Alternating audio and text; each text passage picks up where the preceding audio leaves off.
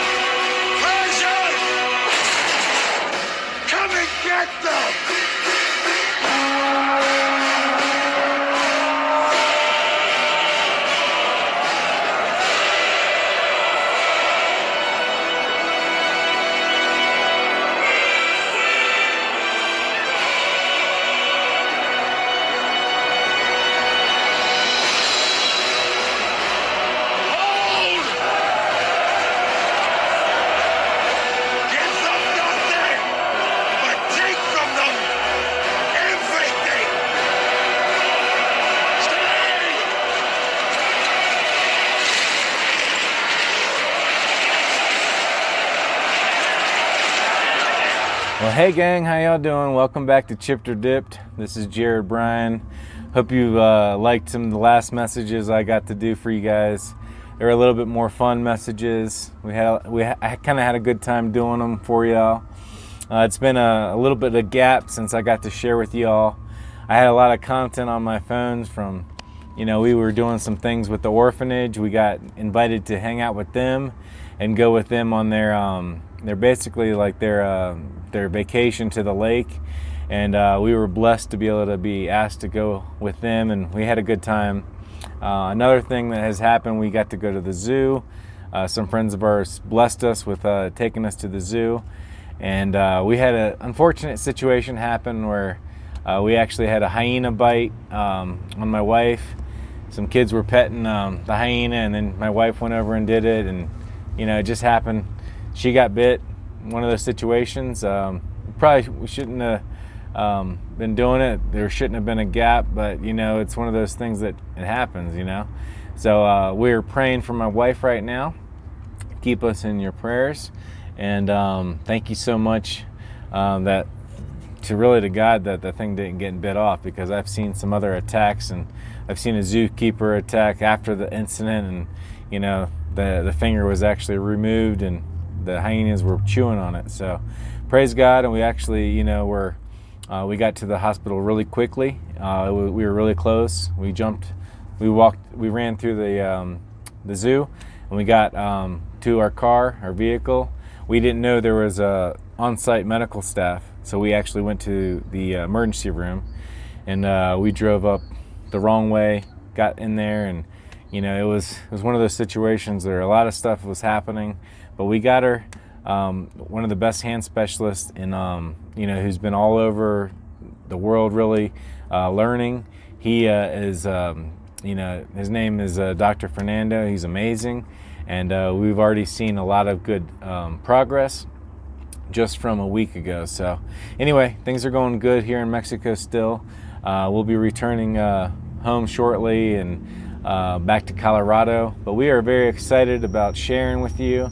I've been doing a lot of the stuff that my wife does, and I don't even realize how much my wife really does, but she does so much, and I'm so thankful and blessed for her, and I hope that she realizes how much I am thankful, because Tika is a full-time gig. She is a lot of work, and actually Anna, Shania, and Poppy have helped me even feed her and, do things here around the house. Our neighbors have helped me keep food so I don't have to always prepare everything. So it's been like a community just sticking together, and everyone has helped blessed me as Nadia is recovering. So anyway, things are good, and I just wanted to share why there was a gap in time. But anyway, I'll be right back. All right, guys, I'm back. I had to go help my wife with something real quick, but anyway, that's what I was telling you. I've been having to help my wife and my daughter with different things, but I got some daylight, so I'm going to get you guys the rest of this message that I wanted to talk about. It's a story of 300, and I briefly mentioned the story of 300 with Gideon's army before, and you just got to see a preview of 300, the Battle of Thermopylae, with Gerard Butler, and he was doing it for Sparta. It was the Spartans, but actually there was some other I think Greek areas that also fought the battle with them alongside the 300. But that was done on man's efforts, and that was a pretty cool story. But it's suggesting that a lot of they had some help from some other Greek communities and territories. But this story of the 300 was so God could get all the glory. And that was the story of Gideon. Now the story of Nehemiah is the story of a cupbearer, and who ended up bearing arms. And this cupbearer, he was working for the king in the palace, and he started thinking about his brethren and his the Spirit started working on a man. When that happens, you gotta answer the call, your call of duty, COD, chipped or dipped. I've talked about being behind enemy lines before, not of this world, because this world you're supposed to have enmity with the world. Like enmity with the world means separation. You're supposed to come out of the world. You're not supposed to be loving worldly things. There's a talk I talked about. You're born into battle. You got to be battle ready. You're born into this war whether you like it or not. At some point in your life, you either get activated for good or you're going to get activated for bad. Jesus talks about, you're either with us or you're against us, basically. He draws a line in the sand. The last talks I've had, I've probably given a lot of talks about being battle ready. The only fear you should have is fear of the Lord your God, and you're supposed to train up your children and get them ready for battle. And that's where I'm at right now. It was funny because Atika ran by a situation and she turned and she was fighting. She was ready for battle for another situation I'm not going to go into right now, but I thought it was pretty funny because she literally she turned. I think she ran past a bug or something, and then she just was like geared up, ready. But I'm talking about spiritually ready for battle, and you can win all your battles spiritually, but it doesn't mean you're not prepared to take up your arms. You're relying. You prayed. You got your spiritual warfare. The sword of the Lord. The sword is the word. So anyway, I wanted to kind of let you all know, being ready for battle. That's kind of what this talk's going to be about. I don't know, the cupbearer who bared arms. I'm not sure exactly, but the story of Nehemiah is pretty cool if you've never read it. I recently had read it with my wife. It was a little while back when we were stuck in during the pandemic, but it was pretty cool because I was like reading about it. I was like, oh man, this guy was a cupbearer. He felt impressed to change his. So he was. It's kind of similar. I was, working a job, and I got laid on my heart to step out and start preaching on YouTube. So it was one of those situations. He got a call of duty, and he went to that duty. But let's go ahead and get into it, okay? It says, the book of Nehemiah, the words of Nehemiah, the son of Hekeliah, And it came to pass in the month Chislew, in the 20th year, as I was in Shushan, the palace, that Hanani, one of my brethren, came, he and certain men of Judah, and I asked them concerning the Jews that had escaped, which were left of captivity, and concerning Jerusalem. And they said unto me, the remnant that are left of captivity there in the province are in great affliction and reproach. So the remnant, so there was a remnant, there's always a remnant. So the remnant were left in great affliction and reproach. The wall of Jerusalem is also broken down, and the gates thereof are burned with fire. It came to pass, when I heard these words, that I sat down and wept and mourned certain days and fasted. He was fasting. He was mourning, fasting, and he prayed before the God of heaven. And I said, I beseech thee, O Lord God of heaven, the great and terrible God. Terrible means awesome power. Terrible. Amazing power. You can hear the terrible, awesome power of God in a storm. We heard one today. That keepeth covenant and mercy for them that love him and observe his commandments. That keepeth his covenant and mercy for them that love him and observe his commandments. Okay. Whew. You can go to Exodus 20 verse 6 also, and you can check that out later. Let thine ear now be attentive and thine eyes open, that thou mayest hear the prayer of thy servant. He's asking for you to hear, for him to hear the prayer of thy servant. So he's already a servant of God.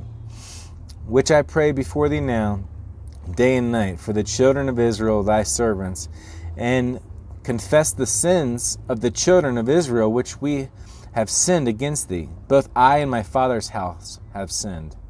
So he's talking about his sins and the sins of his fathers and his forefathers. Number 7, we have dealt very corruptly against thee, and have not kept the commandments, nor the statutes, nor the judgments, which thou commandest thy servant Moses.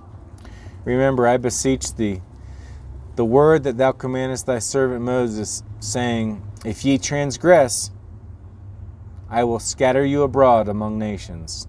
He's talking to the people of Israel. If you transgress, and that's just what happened.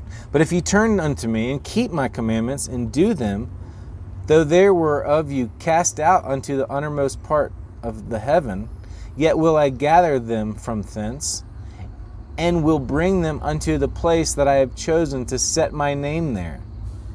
Now these are thy servants and thy people, whom thou hast redeemed by thy great power and by the strong hand. O Lord, I beseech thee, let now thine ear be attentive to the prayer of thy servant, and to the prayer of thy servants who desire to fear thy name, to fear the name of God, and prosper. I pray thee, thy servant, this day, and grant him mercy in the sight of this man, for I was the king's cupbearer. So, he's the king's cupbearer. And it came to pass in the month Nisan, in the 20th year, Artaxerxes the king, just another similarity, Xerxes lined up with Xerxes battling Leonidas. But anyway, Artaxerxes the king, that wine was before him, and I took up the wine and gave it unto the king. Now I had not been before time sad in his presence. Therefore the king said unto me, why is thy countenance sad, seeing thou art not sick? This is nothing else but sorrow of heart. Then I was very sore afraid, and said unto the king, let the king live forever. Why should not my countenance be sad, when the city, the place of my father's sepulchres, lieth waste, and the gates thereof are consumed with fire? Then the king said unto me, for what dost thou make request? So I prayed to the God of heaven, and said unto the king, if it please the king, and if thy servant have found favor in thy sight. So he did good with men. He did good in the sight of the king. He had a good name. He did his job as a cupbearer very good. And when he was activated, he was ready. And he also God put the right people in. He was positioned in the right place to go and fulfill what he needed to fulfill. So he had the king's favor, and he's in front of the king and the king's wife, the queen. So he said, if I found favor in thy sight, that thou wouldest send me unto Judah, unto the city of my father's sepulchres, that I may build it. And the king said unto me, the queen also sitting by him, for how long shall thy journey be, and when wilt thou return? So it pleased the king to send me, and I set him a time. But anyway, so then he had basically worked out things to get the right timber, the right materials he needed, and there was a lot of people that were not happy with this situation. They did not want to see the Jewish people of Israel, to see them rebuilding this wall. They didn't know what was going on really, because when Nehemiah came into town, he came on his horseback. He didn't really let anyone know what the situation was. He didn't really tell anyone. He came into town and he was assessing the situation because he wanted to rebuild that city. He wanted to rebuild the walls.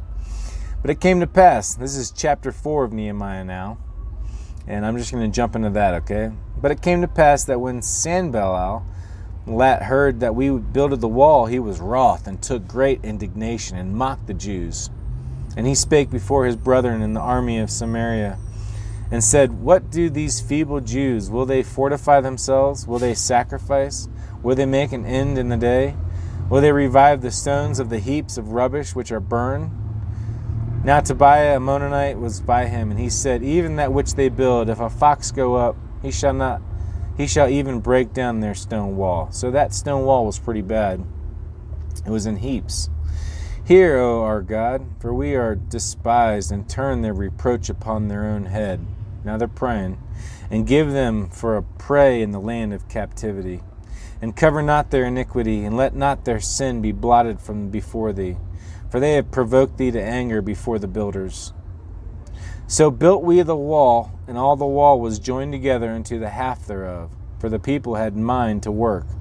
But it came to pass that when Sanballat and Tobiah and the Arabians and the Ammonites and the Ashdodites heard that the walls of Jerusalem were made up, and that the breaches began to be stopped, then they were wroth, and conspired all of them together to come and fight against Jerusalem and to hinder it. So these guys, this is a good representation. When you're rebuilding something, when you're closing up open doors in your life, when you're sealing up, you're not supposed to leave a door cracked for the enemy to get in. When you're breaching up your walls, when you're closing the doors of any enemy attack, the enemy gets wroth and they conspire against you. They try and use maybe a weakness that you've had in the past, and they'll try and use something like that, and they trying to get a doorway, to get a foothold inside. So they covered up, they breached it all up. All the breaches were covered now. And it says, in verse 8 it says, and conspired all of them together to come and fight against Jerusalem and to hinder the growth from happening. Nevertheless, we made our prayer unto our God and set a watch against them day and night because of them. And Judah said, the strength of the bearers of burdens is decayed, and there is much rubbish, so that we are not able to build the wall. And our adversaries said, they shall not know, neither see, till we come in the midst among them, and slay them, and cause the work to cease. And it came to pass that when the Jews which dwelt by them came, they said unto us 10 times, from all places which ye shall return unto us, they will be upon you. Therefore set I in the lower places behind the wall, and on the higher places I even set the people after their families with their swords, their spears, and their bows. So all the families, Nehemiah basically got to set up to build a piece of the wall. This area, this family said, okay, I'm going to take up this wall to build. Okay, this family's going to work over here. This family's going to work over here.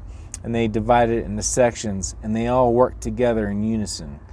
And now he's having the families take up arms as they're building. So all the families are taking up arms. And wouldn't you know, you guys got to be ready in today's world to take up arms, as people are trying to tear down your city right now in America, in other parts of the country too. There's things going on where you might have to take up arms and protect your household, protect, different areas. I'm talking about you need to speak and pray, because they first prayed and they spoke, but they also took up arms. While they were building, they had swords on their hip. They were ready. They were prepared for battle at any moment. So it talks about this right here. It says, number 13, 4 verse 13. Therefore set I in the lower places behind the wall, and on the higher places I even set people after their families, with their swords, their spears, and their bows. And I looked and rose up and said unto the nobles and to the rulers and to the rest of the people, Be not afraid of them. Remember the Lord, which is great and terrible, and fight for your brethren, your sons, your daughters, your wives, and your houses. And it came to pass, when our enemies heard that it was known unto us, and God had brought their counsel to naught, that we returned all of us to the wall, every one unto his work. So, and it came to pass, when our enemies heard that it was known unto us, God had brought even their counsel to, they already knew the enemy's plans. So that was pretty cool. And it says, and it came to pass from time forth, this is 4 verse 16, that the half of my servants wrought in the work, and the other half of them held both the spears and the shields and the bows and the habergeons, and the rulers were behind all the house of Judah. They which builded on the wall, and they that bare burdens, with those that laded, every one with one of his hands wrought in his work, and with the other hand held a weapon. So you were working and you were holding a weapon. You were prepared for battle. So right there, they were prepared for battle. So I wanted you all to grasp that, because it talks about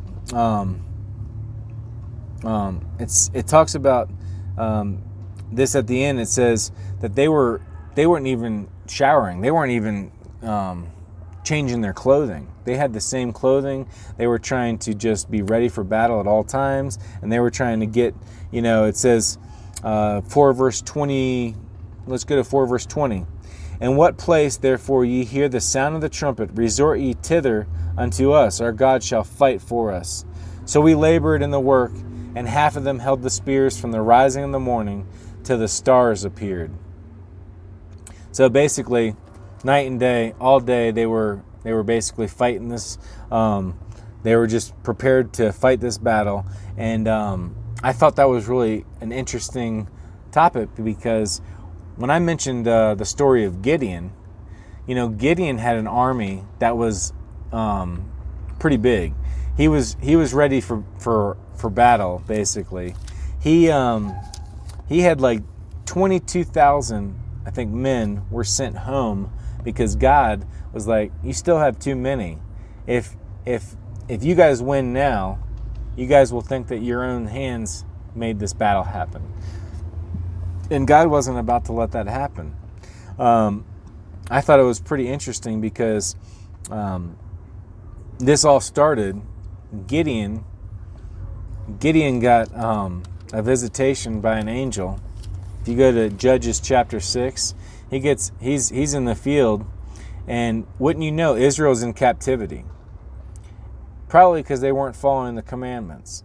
So if you go to chapter 6, it says, And the children of Israel did evil in the sight of the Lord, and the Lord delivered them into the hand of Midian 7 years. And the hand of Midian prevailed against Israel because of the Midianites, and the children of Israel made them the dens which are in the mountains, the caves, and the strongholds.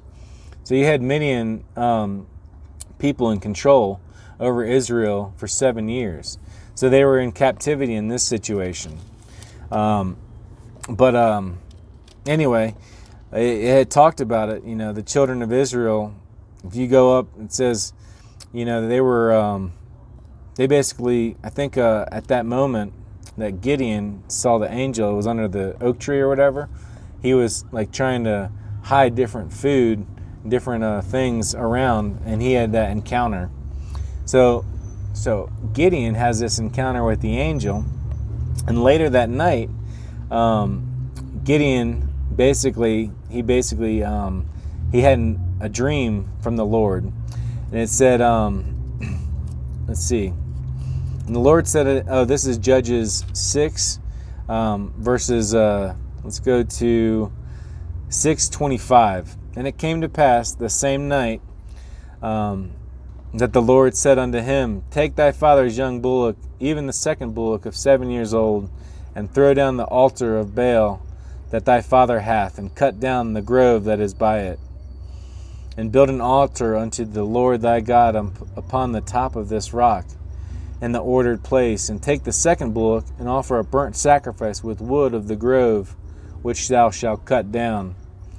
So anyway, Gideon took 10 of his servants or whatever, and he did as the Lord said. He basically tore down that altar to Baal. And that's why he got his name. If you look at chapter 7, Jerubbaal is basically, it's because he tore down the statue of Baal. Jerubbaal is another name for Gideon. And that's kind of what I talked about last message and I talked to you guys. But Gideon he was basically, when he talked to the angel, he was like, I'm the least in my father's household. I am the last person you want to do this. And he, immediately he was basically, the angel was speaking things into him like, you strong man, he was speaking good things into him, but he wasn't seeing himself that way. But God sees you a different way than even you see yourself. You got more inside of you than you even know. And, you might be weak, but through Christ, you're made strong. And anyway, I thought that was really cool because Gideon, David was supposedly the least in his household too. God uses the least likely person to do amazing things. So, anyway, if you go into chapter 7, it says, Then Jerubbaal, who is Gideon, and all the people that were with him, rose up early and pitched beside the well of Harod, so that the host of the Midianites were on the north side of them, by the hill of Moreh in the valley. And the Lord said unto Gideon, The people that are with thee are too many for me to give the Midianites into their hands, lest Israel vaunt themselves against me, saying, Mine own hand hath saved me. So God was like, they're going to think that they did it on their own. Now therefore go to proclaim in the ears of the people, saying, Whosoever is fearful and afraid, let him return and depart early from Mount Gilead.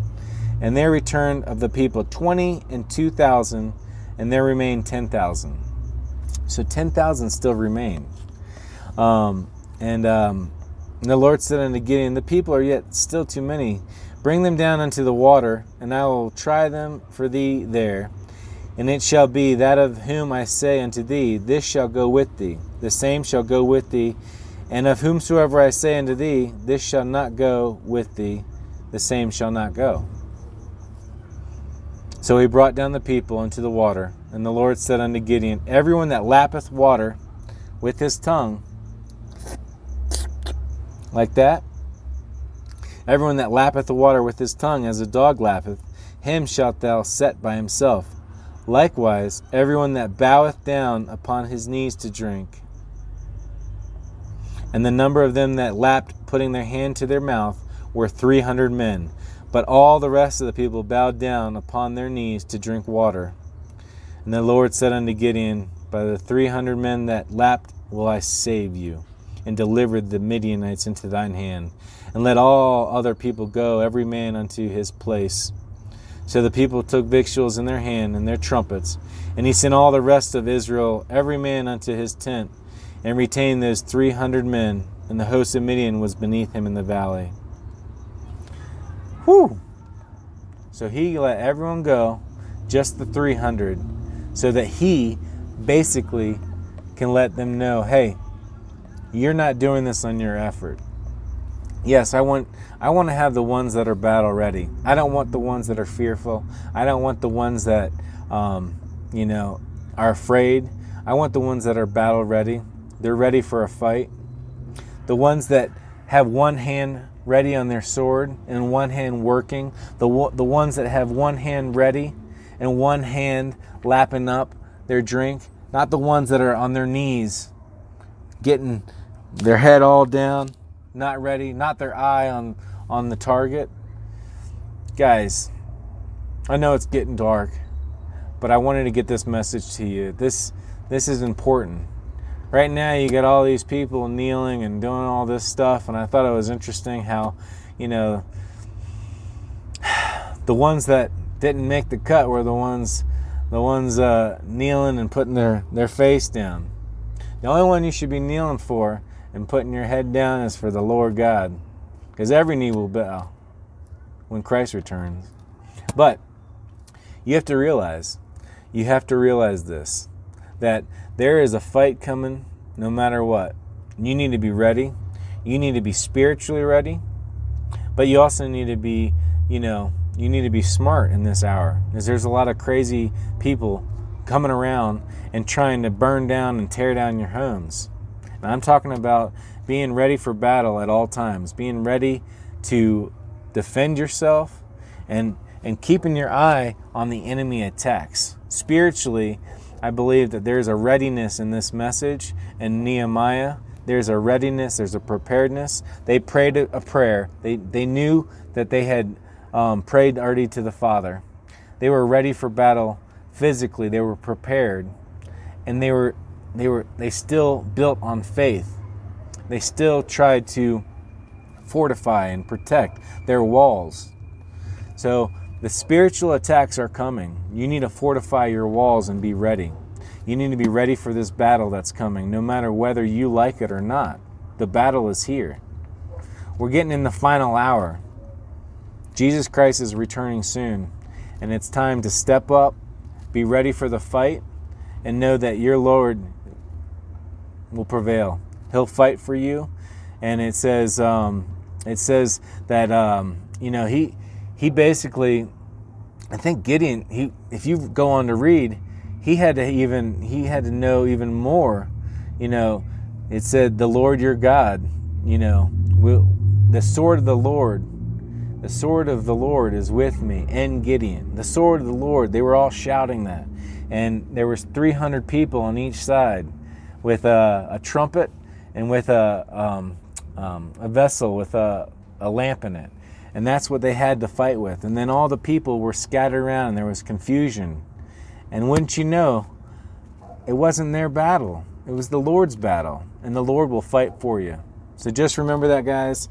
I know it's getting dark, but you guys remember, don't get chipped, go get dipped, and you guys have a blessed night. All right, guys, bye-bye.